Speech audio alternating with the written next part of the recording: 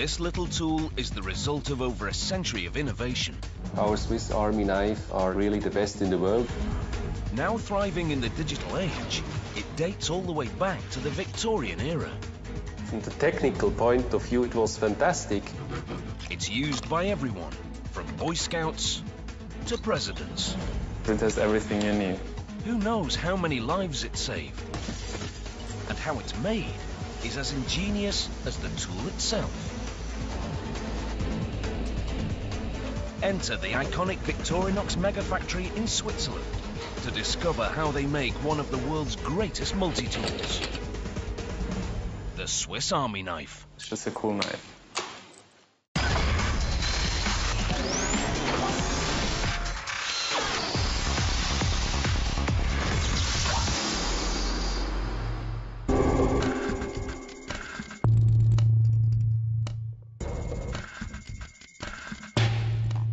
Invented more than a century ago for soldiers, this knife is the pinnacle of 2.5 million years of evolution.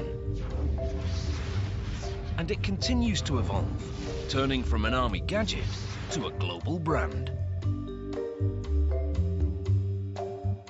Today, we are the biggest pocket knife manufacturer in the world.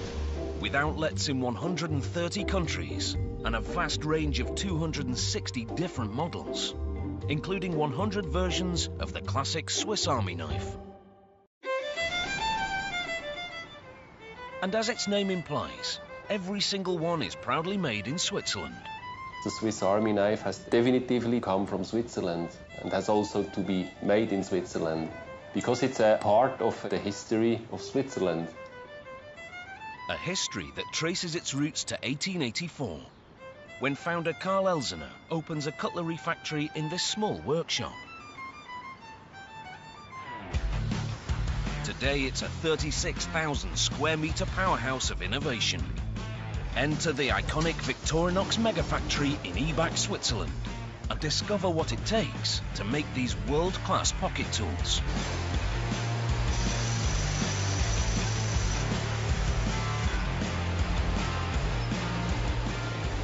We don't have a secret, we have a simple recipe. We try to look at every simple detail. Karl Elsener is the 4th generation in this century-old family business.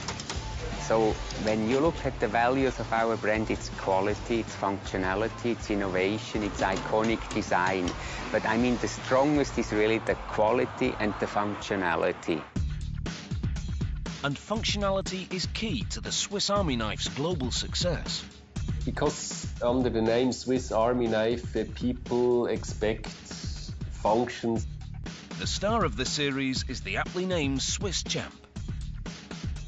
This multi-tool boasts 8 layers, 22 tools, and 33 different functions.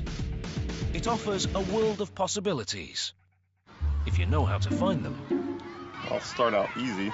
Do you know what that is? This looks to be a screwdriver for a Phillips head. No idea. I don't know if that's the largest knife. I think this is a magnifying glass. It works. Maybe you could start a fire with it? I don't know. Maybe to like open something. That's very sharp. This must be a saw. That's a pen? Yeah, it's a pen. Maybe that's to cut something round, maybe a branch or something. Is that a nail file? You gotta have the scissors. Pliers. No way. Those are really solid. It's a toothpick.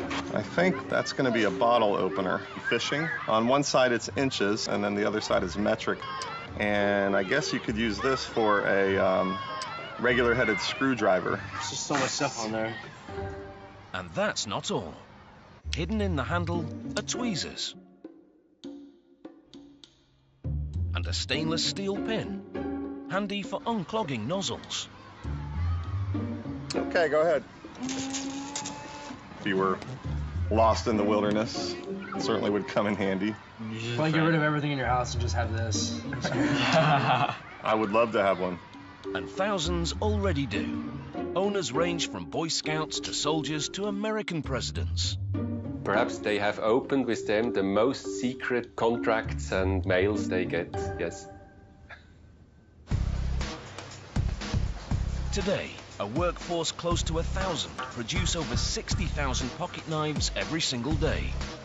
To make a single knife takes 450 steps, a passion for perfection and exacting standards. Lots of companies hype quality, but here they mean it. Jeden Schritt müssen wir von A bis Z kontrollieren. Every step we have to control from A to Z, so we can give the customer the lifelong guarantee. This is very important. And quality follows every stage of production. Es sind so 15 bis 20 Millionen Every month, Teile. between 15 to 20 million parts circulate through this department. Each part goes through 7 distinct steps. And the hardest part to produce? The legendary Swiss Army knife blade. Every of these knives has the blade, or the big blade. Now, we'll follow the creation of one blade from beginning to end. Each blade starts off as raw steel. But before moving into production, every inch of this material is inspected. The first test ensures that all rolls of steel are made equal. Then the metal content is analysed. After that, we do an exact analysis with this instrument to see if the specifications are correct. If the alloy is wrong, it undermines durability, as well as the ability to resist corrosion, which means the quality will be poorer. That's why our specifications have to be adhered to exactly.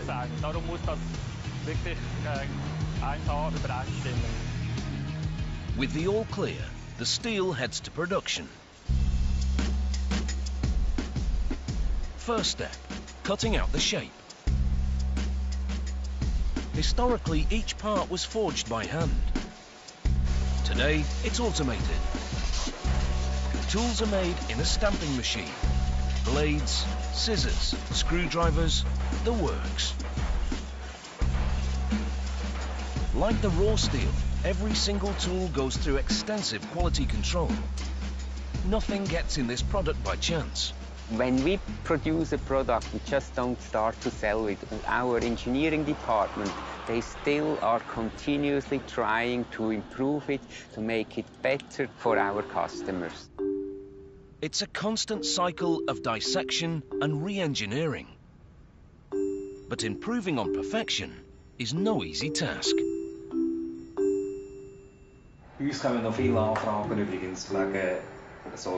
In our department, we get a lot of inquiries about things like an altimeter, for example, or a barometer. We always get inquiries for a nail clipper. For me, a flashlight would be very important. Of course, we have to be careful with the price structure. As soon as we build in electronic parts, the price will rise at least 10–20%, and that's always such a psychological barrier. I wouldn't put in too much frippery, but keep it simple. You have to remember, the Swiss champ is aimed at men. On the other end of their brainstorming spectrum lies the heresy of heresies. Should they subtract tools? Like the multi-purpose hook. It was created in the times when you had to put a string around the parcel, that you could carry the parcel together with the knife, not to hurt the fingers. Today, we get penalised by the post if we do that. Or should they axe the small blade? A throwback to the days when you used a knife to erase errors written in ink. And today it's very practical to carve something out of wood or to cut paper. You can work very precisely with this small blade. Or maybe lose the punch for making holes in leather or wood. Or drop the scissors. Will the scissors always stay in this form, or are there any changes planned with a spring, for example? While the factory rethinks every existing product, they also invent new ones. Besides the 100 versions of the Swiss Army knife, the company makes more than 250 other pocket tools. And inspiration is everywhere. Heinz von Oy is a volunteer firefighter with nearly 30 years of experience. He's also in charge of fire safety at Victorinox. So it was only natural that he saw a new product opening. As a firefighter, he needs a multi-purpose rescue knife he can handle easily with one hand. So he designed one, and it's a lifesaver. Da haben wir den Scheibentzertrümmerer, das heißt, mit dem Prisma. This is the window breaker. With this prism piece, I can easily break a hole in a front window, which I can afterwards saw out with the front window saw. Drivers can use the same tool to rescue themselves. Kann ich eigentlich auch mit dem? If I sit inside a car, I can break the glass with this tool from inside to outside, and like this, I will be able to leave the car. We also have other good parts, like this screwdriver. With this, I can give the front window a final kick to come out, after I saw it out. Heinz's groundbreaking design hit the mark. Today, this tool is in service with fire brigades across the world.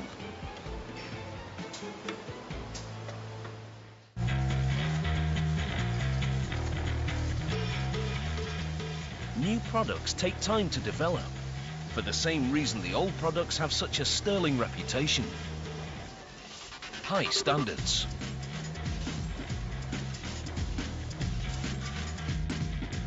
Every tool starts as a sketch. Then a brainstorming session refines the idea. The final concept takes shape in CAD. Next comes prototypes. Then they build the parts to make final decisions. If it gets the green light, it'll end up here, on the production line. But today, it's not a new product pounding through these machines. It's a classic. The Swiss Army knife blade that we're following.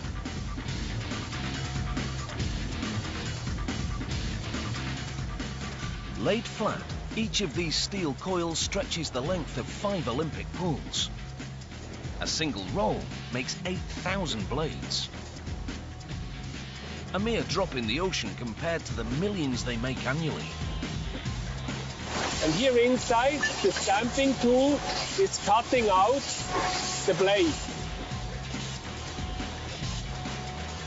The stamp itself has 2 parts, the bed and the die. To maintain 100% accuracy, both parts are made in-house. The steel is running here, it is stamped out through this tool. And out pops the blade. Nothing goes to waste. Offcuts are shipped back to the supplier for recycling. 2,500 tons of steel flows through the factory's 15 stamping machines every year. And the machines are multitasking, so the factory can change the stamp to make any part. Contrary to popular belief, not every knife produced at this factory is a Swiss Army knife. The defining factor for a genuine Swiss Army knife is its length. These 91 millimeters, this is based on experience. It has to be a perfect dimension to put the knife into the pocket. It's not too big, but on the other side you need also a certain dimension that it's practical to work with, to keep in hand. When I take the whole range of Swiss Army knives and I count together all different models, that means also variation color of handles, I get around 100 different items, 100 different models. There are sometimes very small difference. It's a product, but also for some people it's a miracle. It's cult, it's the Swiss Army knife. Back on the factory floor, our blade has made it through stage 1.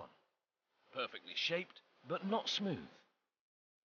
Next stop, polishing, where metal meets stone. Ceramic stone, to be exact. very hard stone. Water helps to lubricate the stones, keeping them flowing freely as it washes away residue from the cutting process. Powder keeps the parts from sticking together. Every part gets this treatment. It's a simple concept, but it's the fastest and most efficient means of polishing large quantities of small items. At any given moment, more than 10,000 parts are taking the stone bath. The process takes from 5 to 8 hours, so a single part could stay here all day. And then the stones are polishing the edges and they become very smooth. Once ready, blades are extracted with magnets.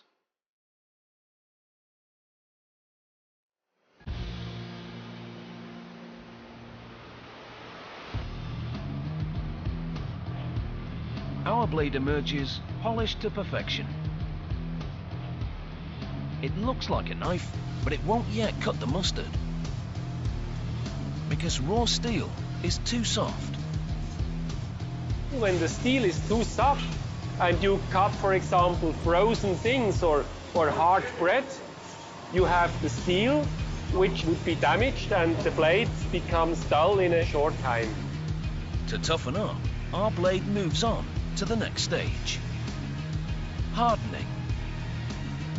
This oven solidifies the steel at 1050 degrees, high enough to change the molecular structure of the metal. The key element of steel is carbon, but carbon is a double-edged sword. The more carbon you put in the steel, the harder it becomes and the less flexible. Flexibility is key. A brittle knife will break easily. Less carbon yields a stronger, more flexible blade. So the right balance is essential. After stamping, polishing and hardening comes the next stage of production: grinding.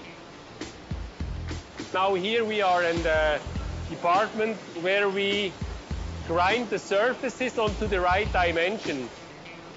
2 discs each side of the grinding machine work in tandem, creating those perfect limits.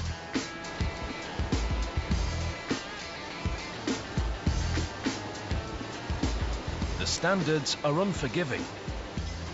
Deviations can't exceed 0.02 millimeters. Beyond that range, and tools won't fit together in the handle. For example, where you have up to 6 or 7 plates each together, and you have tolerances, one like this, one like a little bit this. It's nearly impossible to fix them with the rivet, so it has to be precise that you can really assemble and fix it the right way. Water lubricates the blade to prevent heat buildup. If you would do this without water, you can damage the steel a little bit, and afterwards when you drop the knife on the floor, it could break. Finally, out pops a familiar tool. But it's still not the end of the journey. The blade goes straight to sharpening, where micrometers check the exact measurements.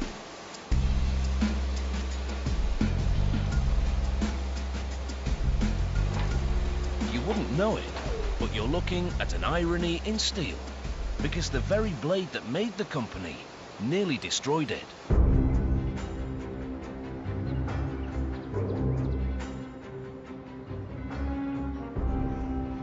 When I look back in our history, I think the biggest challenge for Victorinox was September 11, when suddenly from one day to the other we no longer could sell our products on airlines and in duty-free shops.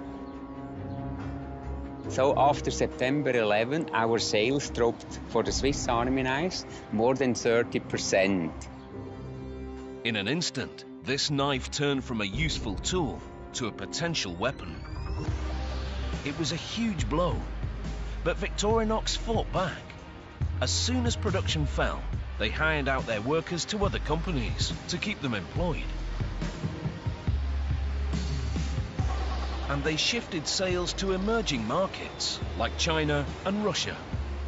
When you look at Switzerland, first of all, it's a small country. And secondly, we have no natural resources. We always needed to use our imagination, our creativity to be successful in the global market. So they got creative and expanded their product range to include watches, luggage, and perfume. It was the biggest challenge in the company's history. But determination won out. Victorinox went from being a single-minded firm to a worldwide diversified brand. And in the ultimate counterpunch, they developed a bladeless model that can be carried on aeroplanes. September 11 really has shown us that it can be dangerous if you depend only on one product category. Product sales now span the globe. But manufacturing this knife will always remain at home. Ibach, in the heart of Switzerland. A town with a legacy much bigger than its 3,500 population. Since its invention, every single Swiss Army knife has been made in this quiet valley. And each carries the Made in Switzerland mark with pride. This is the machine that brands each blade.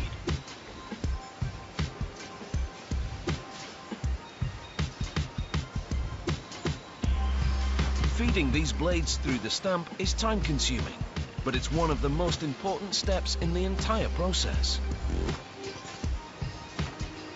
Because this stamp goes on what is probably the most famous pocket knife blade in the world. But the story began with a very different product. In the late 1800s, the Swiss Army looked to acquire a multi-purpose knife for their soldiers. Karl Elsener I stepped up to the challenge, but it whittled him down. He spent most of his private money to continue, and he almost got bankrupt, and only thanks to the help of some relatives, he could prevent bankruptcy. After 5 years of development, Elsener not only solved the army's problem, he added a few extras. A knife with blades at both ends of the handle that folded into the handle. It was the original Swiss soldier's knife. A breakthrough in technology. It boasted a total of 4 tools: blade, punch, screwdriver, and can opener. Can opener was also special. Today, with the can opener, you open the can on the top. With this one, you opened it around the top. The punch is a sign of the times, used to make holes in leather saddles, leather belts, and leather boots. It was the perfect tool. From the technical point of view, it was fantastic. It saved Elsener's company, but he didn't forget his benefactors.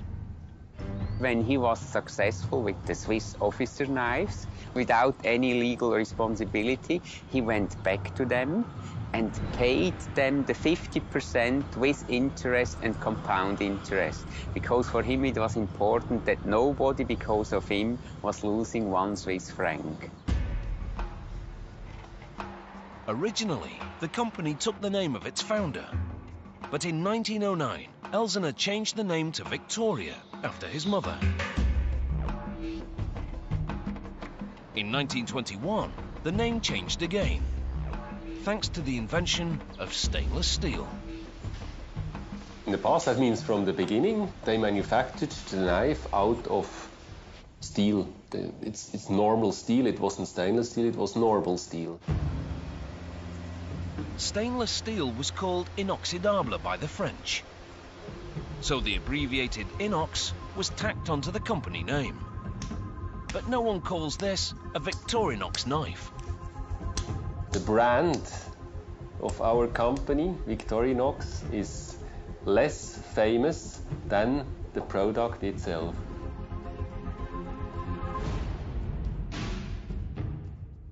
After World War II, the Swiss soldier's knife became popular with American GIs stationed in Europe. The knife's official German name was a mouthful, so the GIs dubbed it the Swiss Army knife.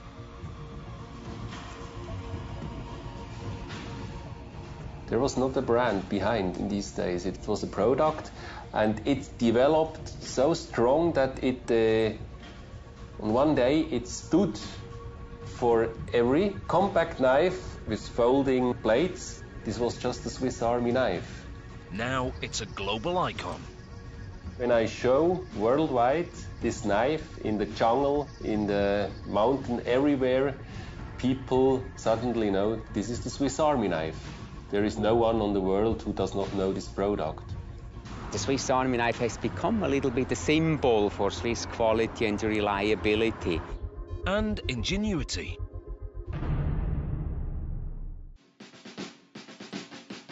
Today's Swiss Army knife isn't the one used by the Swiss Army. That product goes by the name of the Swiss soldier's knife.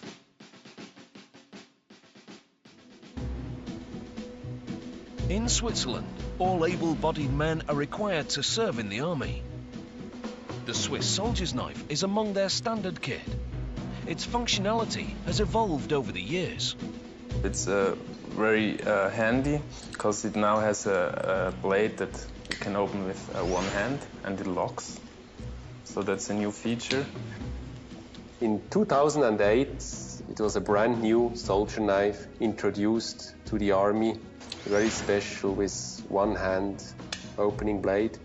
When you are carrying gloves, for example, or when you are somewhere you have to keep with the hand and you have only one hand free, that you can easily open.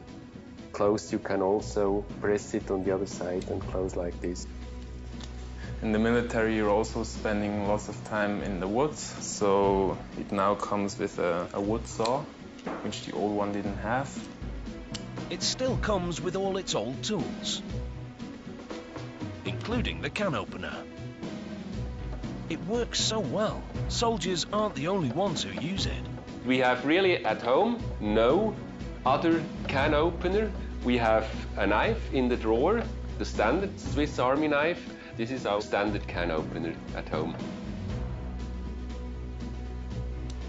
It has everything you need. It's just a cool knife.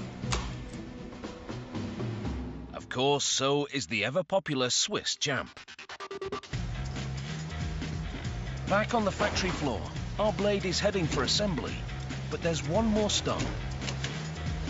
The parts depot. This team randomly checks each batch of tools before passing them on for assembly. Every month, up to 20 million parts pass this way, including the handles. About 30,000 pairs of handles are made here every day. Most are classic red, but Victorinox offer a rainbow of colours. The handles are made from PVC granules, fed into an injection moulding machine. Das heißt, dass der Kunststoff kommt als Granulat. The PVC runs as a granulate through the tubes into the machine. There, we warm it up and press it with pressure into the mould, where the shell of the Swiss Army knife comes out. Inside, the machine also cools down the shell, and it comes out shiny and polished.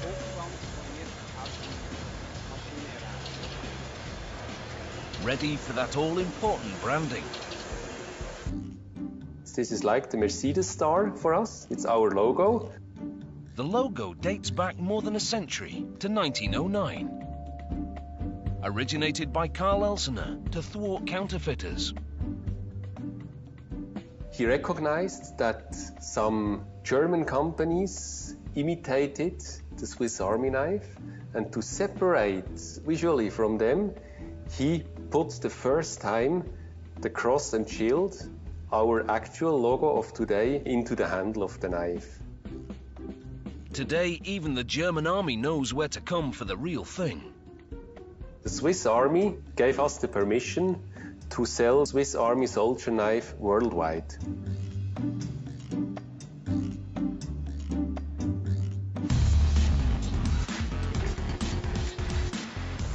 In the handle department, the classic Victorinox logo for the Swiss Army knife is produced with a metal inlay. Other models have their branding burnt into the plastic through a hot stamping process. With only rare exceptions, every product that leaves this factory will bear this stamp. The German one has an oval, and in the oval there is the German eagle, also as relief like this. And the Dutch army has also a similar knife, and they have also their emblem of the Dutch army.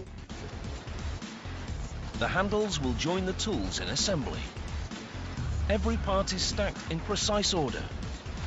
Among them hides the very key to the knife itself and the inventor's most ingenious innovation. It's a groundbreaking spring. It makes the blades open, stay open, and stay closed. This single mechanism controls up to 3 of the knife's functions, reducing the overall space needed for the Swiss champ's myriad of tools. And this gave him the success because he could build the knives very compact and to put a lot of functions in them, not to become too big. The spring also acts as a safety mechanism. I do not close it fully. My finger stays back, you see. It's the blade itself which closes because of the spring. That ingenious spring also hides the secret to the Swiss Army knife's sound. The other key to a compact knife is what holds it all together. During the injection moulding of the handles, 3 holes are made for the rivets. They're tiny, but like the springs, they're ingenious. So the blades of this side are fixed with this rivet, the one here with this rivet, the tools on the back with this rivet, and this is a rivet fixing the spring between the blades. Weight-reducing aluminium dividers then separate the layers of tools. Bushings hold the handles in place. You see them here. This is a knife without handle. Their function is at the end that the knife keeps really fixed, and they are also the points where the plastic handle is pressed on. They keep also the plastic handle at the end. Now all the parts come together. Tools, dividers, springs, handles and rivets. Assembling them looks straightforward enough, but few of us would make the cut.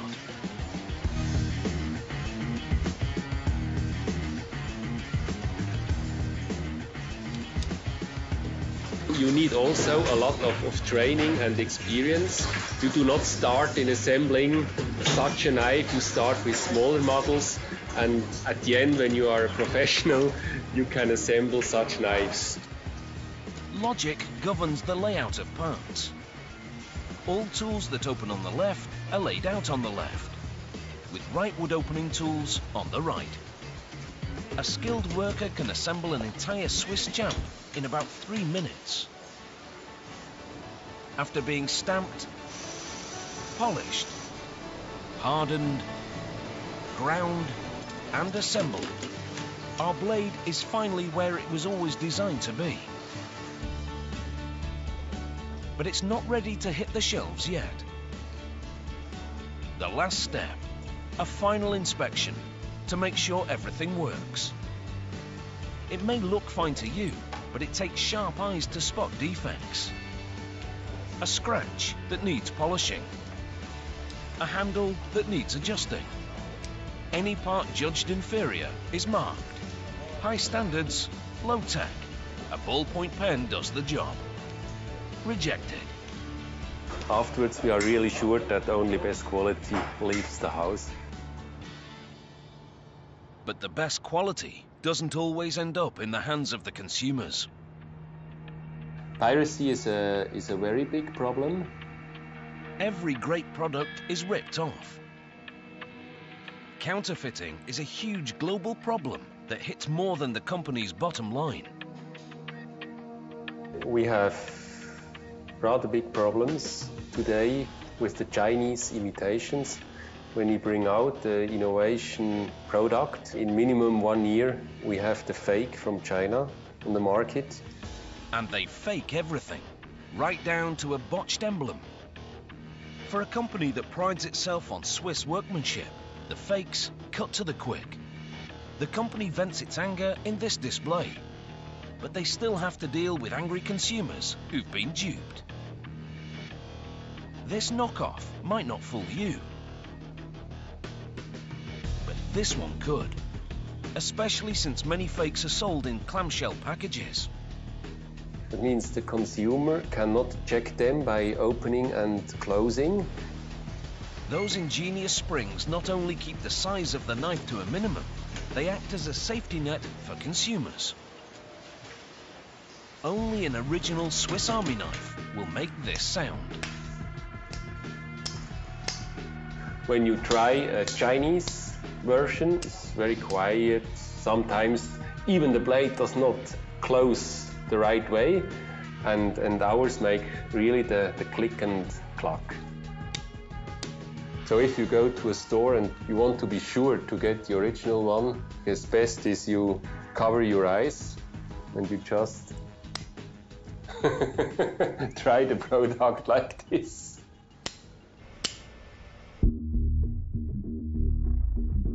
Besides the telltale snap, look for the Victorinox cross and shield. Another hallmark of authenticity is the inscription on the big blade. Then you can be by 99% sure that you have really a Swiss product. Other companies have legitimately tried to cash in on Carl Elsener's ingenuity with their own versions, but none can quite cut it. They couldn't reach the quality, they couldn't reach the functionality. They were always a step behind. Of course, even these guys occasionally get it wrong.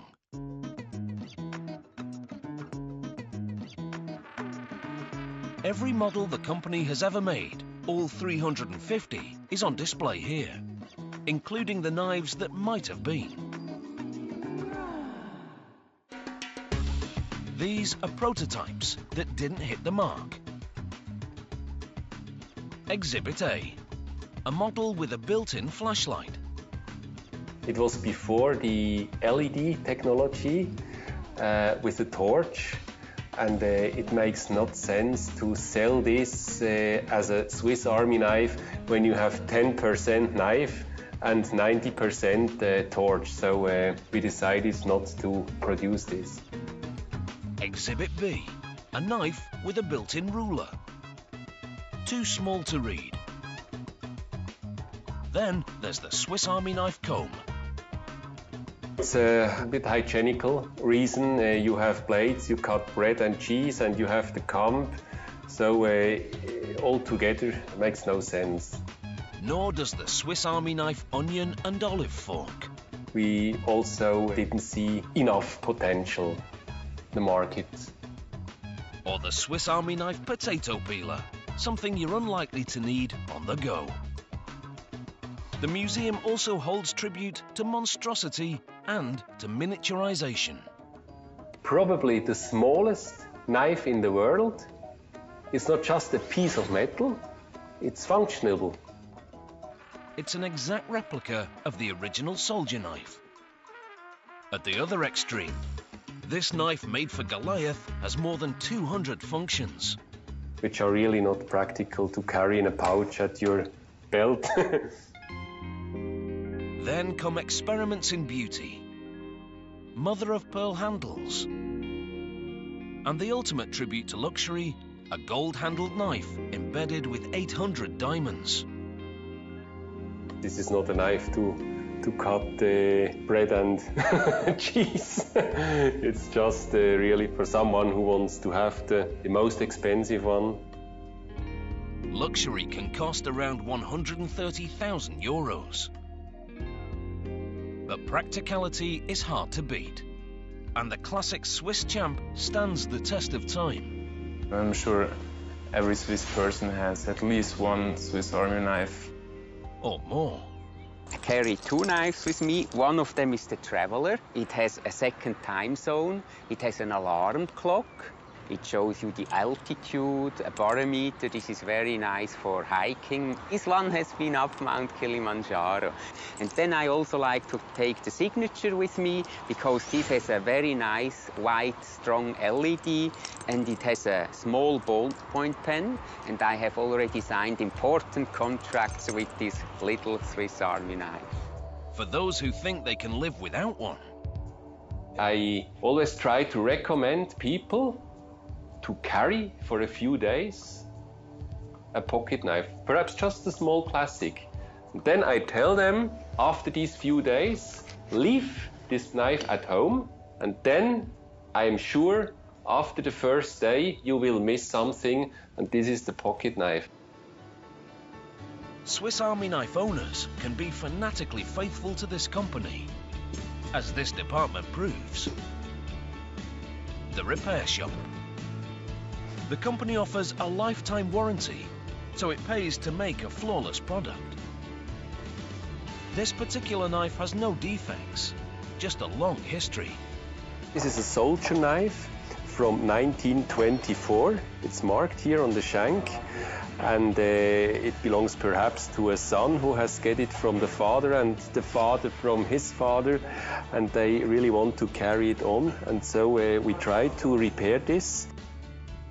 Some customers collect Swiss Army knives the way others collect stamps. The US has the world's biggest society of Swiss Army knife collectors, with some 10,000 members. Collectors even have their own model. This is our biggest model we have in the assortment. It's more for collectors.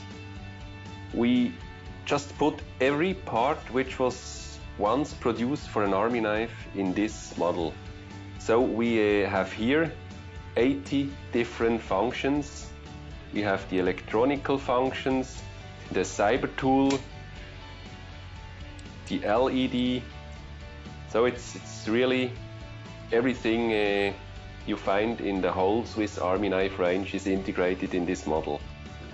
No matter what the repair, this team will handle it, thanks to the lifetime guarantee. Sometimes the people here have even to produce a new handle from old raw material because such handles are no more available.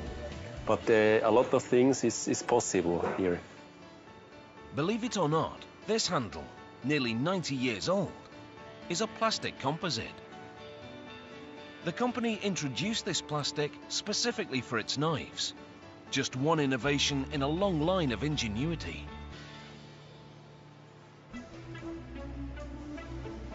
Back on the factory floor, our knife reaches the end of the line. Here we have again the blade we have seen in the stamping process, we have seen in the polishing process, we have seen in the hardening, in the assembling, everywhere. That's the knife.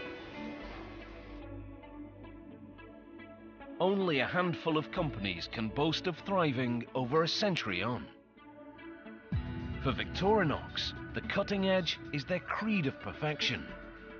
And it doesn't get more perfect than this.